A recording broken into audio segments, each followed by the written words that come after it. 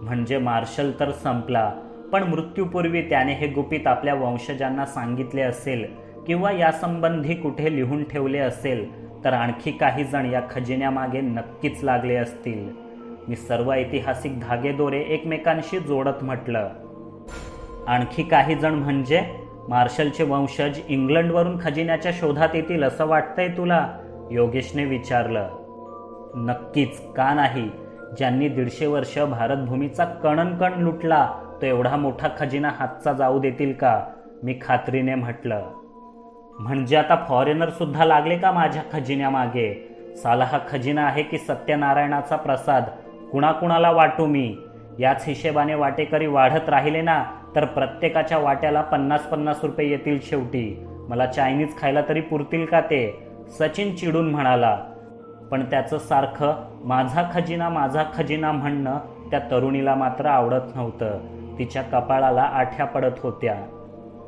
ठीक आहे, खजिना सर्वांचाच आहे आणि एकट्या हैदर अलीने तो गिळण्यापेक्षा सर्वांनाच त्यातला हिस्सा मिळालेला काय वाईट?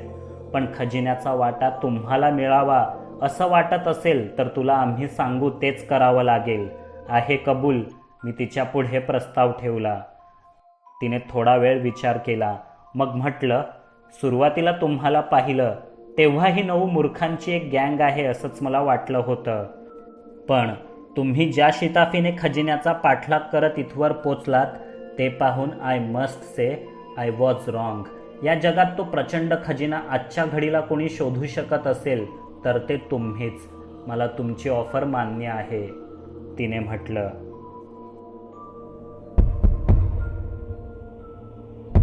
तेवढ्यातच दारावर टकटक झाली. कोण आहे रे नको त्यावेळी? मंगेशने दरडावून विचारलं. साहब मैं हूँ, होटल का मैनेजर. पहाड़ी से कुछ लोग आए हैं. कहते हैं आपके साथ जो 3 लोग गए थे ना उनकी मौत हो गई.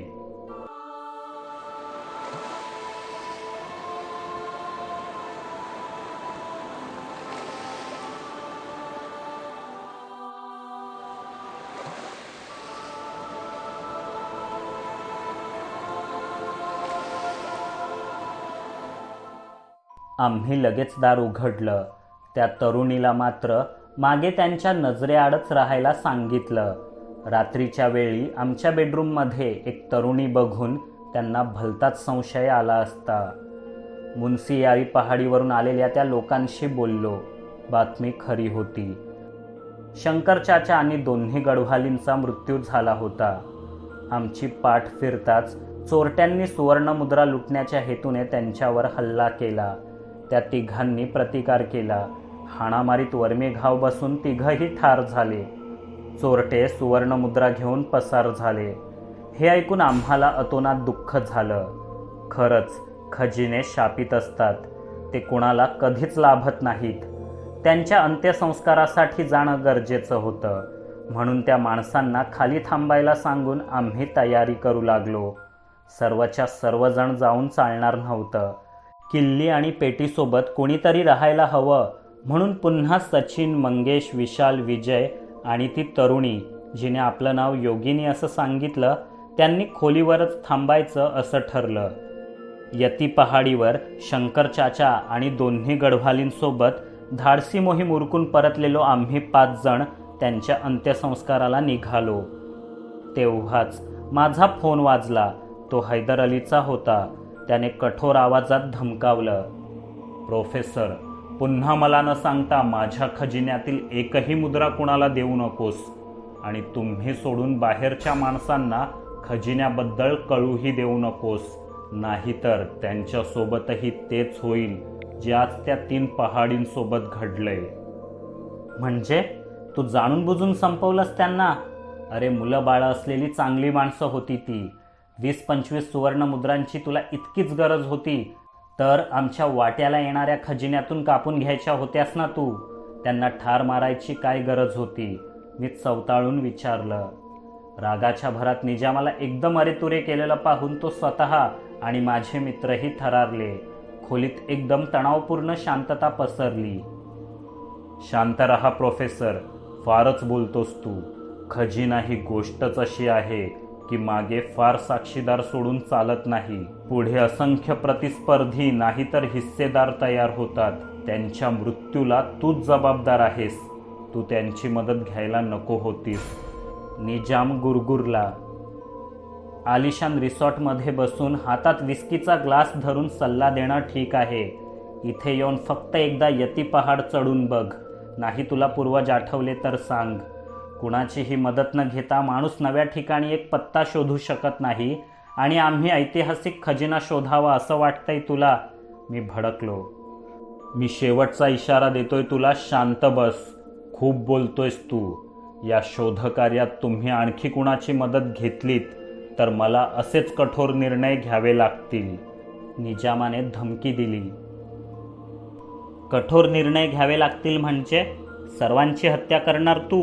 मग ऐक, निजाम ओस्मान अलीच्या काळातील 17 अतिप्रज्ञावान व्यक्तींनी अतिशय शिताफीने लपवलेला हा प्रचंड खजिना आणि त्याचे सुगावे त्या त्या ठिकाणी जाऊन स्थानिक लोकांची मदत घेतल्याशिवाय शोधणं शक्यच नाही. आणि प्रत्येक मदत करणाऱ्याची तू हत्या करणार असशील तर आम्हाला खजिना शोधण्यात काहीच रस नाही. मग तू आमच्यापैकी एकाची हत्या कर, नाही तर सगळ्यांची. हवं तर आमच्या घरच्यांना त्रास दे. जे काही करायचं ते कर, पण खजिना शोधला जाईल तो आमच्या अटींवरच. आता हवं तर त्या मान्य करून खजिना मिळव, नाहीतर आमचा जीव घे. निर्णय तुझा. असं बोलून मी कॉल कट केला. अरे काय झालंय काय तुला? हैदर अली आहे तो, निजामाचा थेट वंशज, अब्जोपती उद्योजक. आताच त्याने 3 जणांना संपवलंय. मनात आलं तर पुढच्या 5 मिनिटात माणसं धाडून आपल्यालाही संपवेल तो. जरा शांतपणे घे, योगेश म्हणाला. निजाम असेल आपल्या घरचा. तो काही आता कुठल्याही संस्थानाचा राजा नाही, आपल्या मनमर्जीप्रमाणे वागायला. तो असेच आपल्याला मदत करणाऱ्यांचे मुर्दे पाडणार असेल तर त्याच्यासाठी खजिना शोधायचाच कशाला? उद्या खजिना मिळाल्यावर आपलाही गेम करणारच तो. वाघ म्हटलं तरी खातो आणि वाघोबा म्हटलं तरी खातो, अशीच गत आहे. जी काही तडजोड होईल ती आताच. एकदा खजिना मिळाल्यावर आपल्या हातात काही उरणार नाही. या निजामाला धडा शिकवायलाच हवा. मी रागारागाने म्हटलं. याला पुन्हा एकदा आठवण करून द्या, मी तुमच्या टीममध्ये आहे ते. योगिनी माझा अवतार पाहून म्हणाली. त्याही अवस्थेत सगळ्यांना हसू आलं. तेव्हाच राजेशचा फोन वाजला. पुन्हा निजामाचाच कॉल होता. यापुढे कुठल्याही सहाय्यकाच्या जीवाला धोका असणार नाही, आय प्रॉमिस. पण कुणालाही खजिन्याबद्दल कळता कामा नये आणि सापडलेली प्रत्येक वस्तू लगेचच माझ्या माणसांच्या हवाली व्हायला हवी. निजाम नरमला होता. त्याने तडजोड मान्य केली. करणारच होता. शेवटी त्याच्यासाठी तो 14,000 कोटींचा प्रश्न होता. आमच्या तिन्ही पहाडी मित्रांचे अंत्यसंस्कार आटपून आणि क्रूर हैदर अलीच्या सुडाची शपथ घेऊनच आम्ही पुन्हा हॉटेलवर परतलो. तिघांच्याही चिता आतापर्यंत विझल्या असतील, पण त्यांच्या विधवा बायकांचा टाहो, अनाथ झालेल्या लेकरा बाळांची तडफड डोळ्यांपुढून जात नव्हती. शंकर चाचांच्या मृत्यूमुळे पहाडावरच्या कितीतरी लहान मुलांचं भवितव्य अंधारमय झालं होतं. बँगलोरमध्ये आपल्या आलिशान टॉवरमध्ये बसून स्वार्थी निर्णय घेणाऱ्या हैदर अलीला याची काय पर्वा असणार? हाती प्रचंड पैसा आणि सत्ता असली की आपण काहीही करू शकतो अशी मदमस्त भावना काही धनिकांमध्ये असते.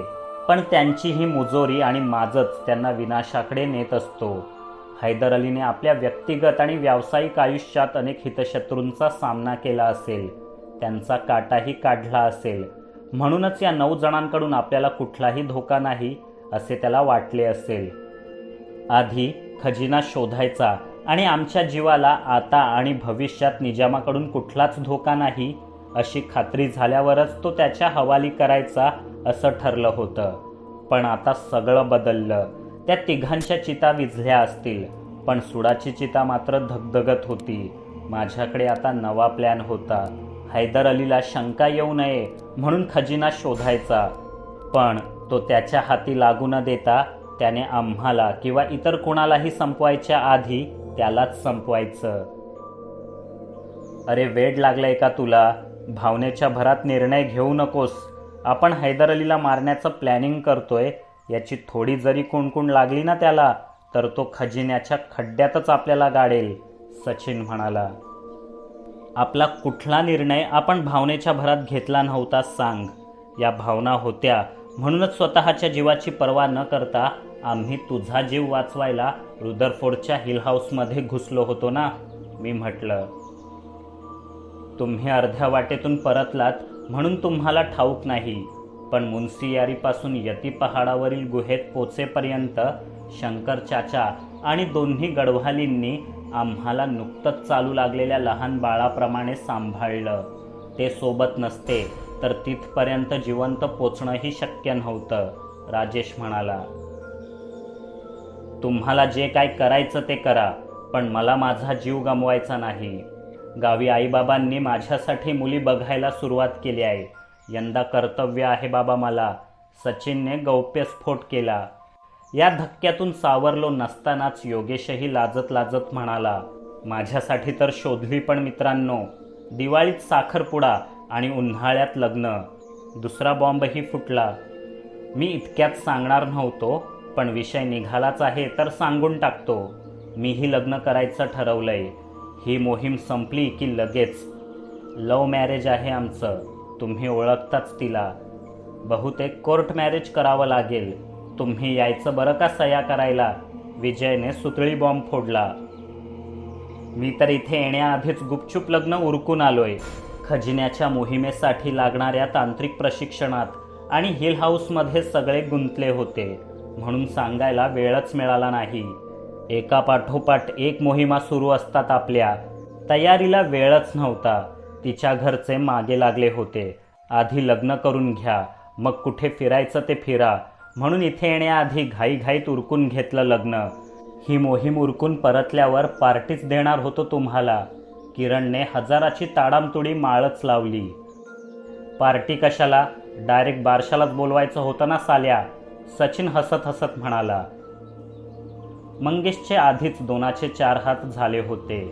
आता किरण, विजय, योगेश, राजेश, लिंबाजी आणि सचिन सगळेच अंगाला हळद लावून तयार झालेले.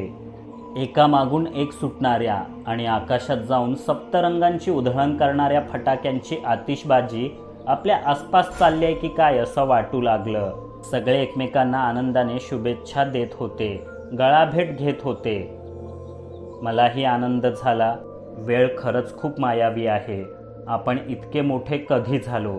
काल परवापर्यंत लेक्चर्स बंक करून गुपचूप कॉलेज बाहेर पडत होतो आणि भर उन्हात तासनतास क्रिकेटच्या खेळात दंग झालो होतो. मग लगेचच कॉलेज संपलं. नोकरीला लागलो, व्यवसाय केले, स्वतःच्या पायांवर उभे राहिलो. आयुष्याच्या रटाळपणाला कंटाळलो की वेळात वेळ काढून एकत्र यायचो आणि झपाटलेल्या प्रवासाला निघायचो. आता सगळ्यांच्या भिरभिरत्या पावलांना थारा लाभेल. छान आहे, त्याची गरजही आहे. पण त्याचवेळी प्रचंड दडपणही येऊ लागलं. आता उठसूट कुणालाही सोबत घेऊन जीवघेण्या मोहिमांवर निघणं शक्य आहे का? आपला जीव फक्त आपलाच असतो तोपर्यंत सगळं सहज सोपं आणि धाडसी वाटतं. खांद्यावर जबाबदारीचं ओझं पडलं की अज्ञात दरीकडे झेपावणारे पाय आपसुकच थांबतात. नव्हे, त्यांना थांबावंच लागतं. मी विचार करू लागलो, यापुढे जीवघेणे धोके पत्करता येणार नाहीत आणि जिथे धोकेच नाहीत अशी मोहीम कधी मिळालीच नव्हती. यापुढेही मिळणार नाही. मग कसं करायचं? हाच आपला अखेरचा झपाटलेला प्रवास असणार का? असू शकतो. आपले मित्र आपापल्या आयुष्यात एका नव्या पर्वाची सुरुवात करणार आहेत. नवं काही ओंजळीत साठवायचं तर आधीची मूठ रिकामी करावीच लागते. नवे हात धरण्यासाठी आधीचे सोडावेच लागतात. हा टप्पा आमच्याच नाही, प्रत्येक मैत्रीत येतो. अर्थात लग्ने झाली तरी मित्र मित्रच राहतात, पण सर्वात आधी ते आपापल्या कुटुंबाचे असतात. हेच सत्य आहे. हेच चिरंतन सत्य आहे. कधीतरी हे होणारच होतं. आमच्या रोमांचकारी दुनियादारीत आम्ही इतके व्यस्त होतो की हे कळायला थोडा उशीरच झाला. पण आता मात्र मी मनाची तयारी करू लागलो. बंधू चेतन, तू आणि अस्मादिक सोडले तर आपले समस्त मित्रवर्य विवाह बंधनात अडकण्यासाठी अतिउत्सुक दिसत आहेत. हा आनंद सोहळा पाहून अस्मादिकांच्या नेत्रात आनंदाश्रू तरळतील की काय असे भासते. मीही आमच्या पूज्य मातोश्रींना खलिता पाठवून वधू संशोधनास आरंभ करावयास सांगू इच्छितो.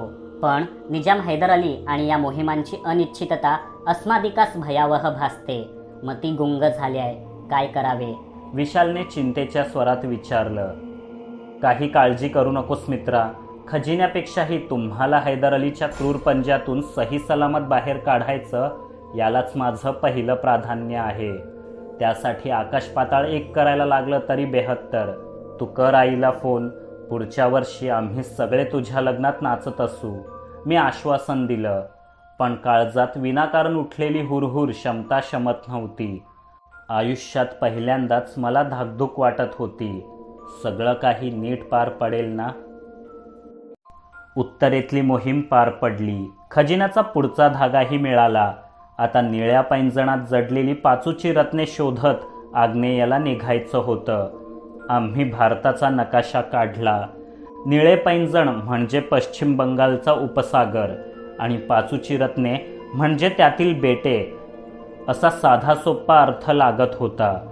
दुसरी ओळ मात्र गोंधळात टाकणारी होती. डोळ्यात बघ माझ्या साकारतील तुझी स्वप्ने म्हणजे नक्की कुणाच्या डोळ्यात बघायचं? हे गुप्त संदेश महाराज किशन प्रसादांनीच लिहिलेले असतील यात मला तरी संशय नव्हता. ते उत्तम कवी होते. उर्दू आणि पर्शियन भाषेत ते शाद या नावाने कविता करत. त्यांना संस्कृतही अवगत होतं. हे संदेश त्यांनीच लिहिले असतील तर त्याबद्दल नक्कीच काहीतरी आपल्या गोष्टीतून नातवंडांनाही सांगितलं असणार. इथे आम्ही योगिनीची मदत घ्यायचं ठरवलं. निजाम हैदर अलीच्या गुप्तहेरांची नजर चुकवण्यासाठी ती आमच्याच हॉटेलात एक पर्यटक म्हणून राहत होती. आम्ही तिच्याशी थेट बोलायचो नाही. काही काम असेल तर तिला वेटरकडून निरोप धाडून गुपचूप रूमवर बोलावून घ्यायचो. यावेळी सुद्धा तसंच केलं. योगिनी आली. तिलाही आम्ही तो गुप्त संदेश दाखवला. डोळ्यात बघ माझ्या साकारतील तुझी स्वप्ने या ओळींचा गूढ अर्थ तिलाही कळू शकला नाही. विशाल मात्र तिच्याकडे एकटक पाहून आपली सुंदर स्वप्ने साकारण्याचा प्रयत्न करत होता. ही पहिली ओळ निसंशयपणे अंदमान बेटांकडेच निर्देश करते. पण दुसरी ओळ मात्र गोंधळात टाकणारी आहे. बाबांच्या कथेत कधीच कुठल्या डोळ्यांचा उल्लेख नव्हता. असलाच तरी मधल्या पिढ्यांनी तो मधल्यामध्ये गहाळ केला असेल. बाबांना आपल्या कविता, गझला आणि शेरांमधून रूपके आणि प्रतिमा वापरण्याची हौस होती. डोळे म्हणजे रूपक किंवा उपमा असावी असं वाटतं. नाहीतर इतका मोठा खजिना डोळ्यांमध्ये राहणं कसं शक्य आहे? योगिनीने मत मांडलं. म्हणजे आता आपल्याला अंदमानला जायचंय तर मी लगेच विमानाचं तिकीट बुक करायला घेऊ का? किरणने उत्साहाने विचारलं. अरे विचारतोस काय? कर बिनधास्त. चांगलं बिझनेस क्लासचं कर. इकॉनॉमी क्लासमध्ये गुदमरल्यासारखं होतं मला, सचिन ऐटीत म्हणाला. रोज कुर्ला ते कल्याण लोकल ट्रेनला लटकून प्रवास करणाऱ्याची नाटकं बघा. बिझनेस क्लासचं तिकीट काढ म्हणे. मंगेशने नाक मुरडलं. तुला काय प्रॉब्लेम आहे? तू भरणार आहेस का पैसे? सचिनने भडकून विचारलं. त्या निजामाच्या जीवावर इतका उडू नकोस. शेवटी आपल्या जीवावर बेतेल ते, विजय गंभीर होत म्हणाला. किती दिवसापासून इच्छा होती माझी अंदमानला जाण्याची. काळ्या पाण्याची शिक्षा भोगणाऱ्या स्वातंत्र्यवीर सावरकरांच्या पदस्पर्शाने पावन झालेली ती भूमी एकदा डोळे भरून पाहायचीच आहे मला, लिंबाजी म्हणाला. हो, भारताचा एक तेवढाच भाग उरलाय आता जिथे हे 9 घोस्ट पोचलेले नाहीत. चला तिथेही झेंडे रोवूनच येऊ, योगेश म्हणाला. हो जायचंच आहे, पण विमानाने नाही जहाजाने. 1946 ते 47च्या दरम्यान निजामाने तो खजिना तिथे दडवला असणार.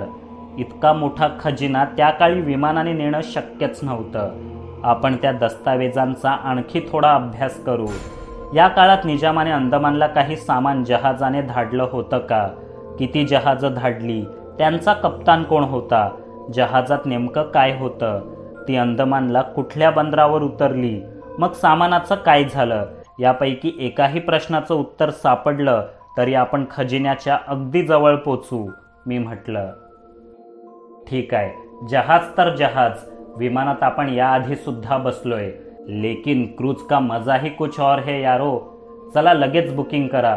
सुरू होऊ द्या एक झपाटलेला प्रवास क्रूज कंट्रोल. विजय आनंदाने म्हणाला. आणि मी काय करायचंय? योगिनीने विचारलं. तू आधी चेन्नईला जा, वेषांतर कर आणि तिथेच जहाजावर चढ. एका अनोळखी पर्यटकासारखीच वाग, मी सल्ला दिला. ओके सर, असं म्हणून ती हसत निघून गेली. तिकीटं बुक झाल्यात. आज संध्याकाळी पंतनगरपासून विमानाने कोलकात्याला पोचायचं. मग कोलकात्याला 3 स्टार क्रूजमध्ये बसायचं, ते थेट अंदमान. राजेश म्हणाला. कोलकात्याला कशाला जायचं? मला नाही यायचं कोलकात्याला. सचिनने नाक मुरडलं. मग उडत जा साल्या अंदमानला, मंगेश चिडून म्हणाला. उडत कशाला? 3 स्टार क्रूज बघा ना इथूनच कुठेतरी. सचिनने अज्ञान दाखवलं. तुझ्या काकाने ठेवलंय डायरेक्ट हिमालयातून अंदमानला क्रूज, म्हणून तुला कुठे घेऊन जात नाही मी. येड्यासारखं काहीही बडबडतो आणि बदनामी माझी होते. मंगेशने जुना राग काढला.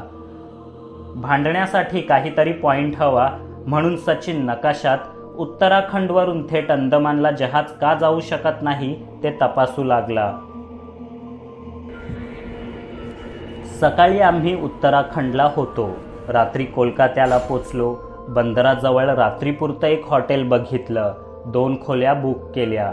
मांसाहारी जेवण आणि बंगाली मिठायांचा फन्ना उडवला. दुसऱ्या दिवशी सकाळी लवकर उठून जहाजावर चढलो. टायटॅनिकप्रमाणे भासणाऱ्या अशा प्रचंड जहाजावरून खुल्या समुद्रात प्रवासाला जाण्याची ही आमची पहिलीच वेळ. प्रवासाला साधारण 2.5-3 दिवस लागतात. जहाज प्रथम भारताच्या पूर्व किनाऱ्याला समांतर जाते. चेन्नई बंदरावरून अखेरचे प्रवासी जहाजात चढले की थेट खोल समुद्रात शिरते. मग पुढची जमीन थेट अंदमानातच. उद्या संध्याकाळी जहाज चेन्नईला पोचलं असतं. तिथेच योगिनी जहाजावर चढली असती. निजामाची माणसं तर कदाचित आधीपासूनच जहाजावर वावरत असावी. इथेही आमची उत्तम सोय होती. आलिशान खोल्या, खाण्यापिण्याची रेलचेल, उत्तमोत्तम समुद्री देखावे. सचिन, किरण आणि मंगेश जीवाची ऐश करून घेत होते. बाकीचे पुन्हा दस्तावेजांच्या अभ्यासाला लागले. 1947च्या सुरुवातीलाच निजाम ओस्मान अलीने 3 जहाजे भरून सामान अंदमानला पाठवलं होतं. त्या जहाजात तेलंगणाच्या खाणीतून मिळणारा दगडी कोळसा होता अशी नोंद मिळाली. तो सर्व कोळसा मजबूत लाकडी पेट्यांमध्ये बांधलेला होता. मोहिमेचे प्रमुख स्वतः महाराज किशन प्रसादच होते आणि इतर सहकाऱ्यांमध्ये बाकीच्या 16 शास्त्रज्ञांची नावेही होती. म्हणजे खजिना निर्विवादपणे अंदमानलाच धाडला गेला. हे 17 जण सोडले तर जहाजाचा कप्तान, खलाशी, हमाल यांपैकी कुणालाच त्यात खजिना आहे याची मागमूसही नव्हती. ती जहाजे अंदमानच्या मायाबंदर या बंदरावर थांबली. कोळशाच्या हजारो पेट्याही तिथेच उतरवल्या गेल्या. पण पुढे त्यांचं काय झालं हे कुणालाच ठाऊक नव्हतं. त्यासंबंधी दस्तावेजही उपलब्ध नव्हते. ते निजाम ओस्मान अलीनेच नष्ट केले असणार. थोडक्यात अंदमानला उतरल्यावर आम्ही जास्तीत जास्त माया बंदरापर्यंत पोचलो असतो. पुढचा प्रवास धुसरच होता. अखेर हॉर्न वाजला आणि जहाज हलले. समुद्र प्रवास अवघड असतो. जास्त खाऊ नका असे बजावूनही सचिनचे पोट टम्म फुगले होते. किनारा सोडताच जहाज लाटांवर स्वार झाले. थोडा वेळ समुद्र पक्ष्यांनी सोबत केली, मग तेही मागे पडले. आम्ही डेकवर उत्सुकतेने बराच वेळ घालवला. लाटांवर स्वैरुड्या घेणाऱ्या डॉल्फिन्सचे थवे, अधेमध्ये फवारा सोडणारी एखादी व्हेल आमचं लक्ष वेधून घेत होती. निळाशार चमचमता समुद्र माझ्या कवी मनाला आवाहन करू लागला. कुसुमाग्रजांना किनारा तुला पामराला किंवा सावरकरांना सागरा प्राण तळमळला असं लिहिण्याची प्रेरणा या समुद्रानेच दिली असावी. दुपार होऊ लागली तसं खुल्या समुद्रातील बोचरं ऊन जाचू लागलं. डोळ्यांपुढे अंधारी येऊ लागली. डेक सोडून आम्ही खाली आपापल्या खोल्यात गेलो. पण जहाज भरतीच्या लाटांवर डुचमळत होतं. खाल्लेलं वर येऊ लागलं. अखेर यतीच्या चित्कारण्यापेक्षाही भयंकर गडगडाटी आवाज करत सचिन ओकू लागला. आणखी बऱ्याच जणांना मळमळ आणि डोकेदुखी सुरू झाली. पहिल्यांदाच समुद्र प्रवास करणाऱ्या आम्हाला सी सिकनेस झाला होता. वेटर्सनी लगोलग औषधं आणून दिली आणि आराम करायला सांगितला. 9च्या 9 जण आपापल्या बेडवर जाऊन आडवे पडलो. डोळे उघडले तेव्हा रात्र झाली होती. खोलीच्या गोलाकार खिडकीतून मी बाहेर पाहिलं. आभाळात लक्षावधी तारे लखलखत होते आणि समुद्र शांत होता. पर्यटकांना रात्रीच्या शांत समुद्राचा, थंडगार हवेचा, ताऱ्यांच्या मिणमिणत्या प्रकाशाचा आस्वाद घेता यावा म्हणून जहाजाने हॉल्ट घेतला असावा. सुमधुर संगीत हलक्या आवाजात लावलं होतं. त्याचा पाठलाग करत मी डेकवर पोचलो. पण काय आश्चर्य, डेकवर कोणीच नव्हतं. कसलीच चाहूल, कुठलाच आवाज, कुठलीच गजबज नाही. कदाचित राहिलेही असतील, त्यांनाही सी सिकनेस सतावत असेल. पण क्रूजचा स्टाफ तरी कुठे आहे? एकाएकी सगळे गायब कुठे झाले? मला वेगळाच संशय येऊ लागला. मी पुन्हा धडाधड धावत खाली गेलो. ओळीने आमच्या सर्व रूम्स तपासल्या. कुठल्याच रूममध्ये कोणीच नव्हतं. माझा डोळा लागला आणि घात झाला. निजामाने मी केलेल्या त्याच्या अपमानाचा सूड उगवला की काय? इतरांना ओलीस ठेवून आता माझ्याकडून लवकरात लवकर खजिना शोधण्याचं काम त्याला करवून घ्यायचं असावं. नाहीतर मग त्याच्या पूर्वजांनी त्या 17 जणांसोबत केला तसाच घातपात हैदर अलीने माझ्या 8 मित्रांसोबत तर घडवून आणला नसेल.